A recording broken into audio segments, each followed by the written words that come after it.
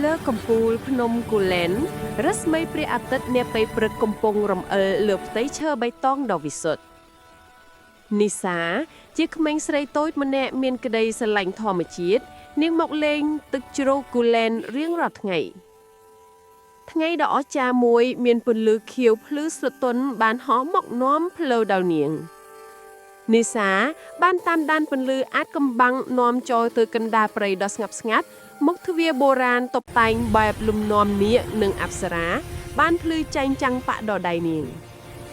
នៅពីក្រោយទ្វារគឺជាសួនសម្ងាត់ស្រកស្អាតដាច់ស្រយាលពីពិភពមនុស្ស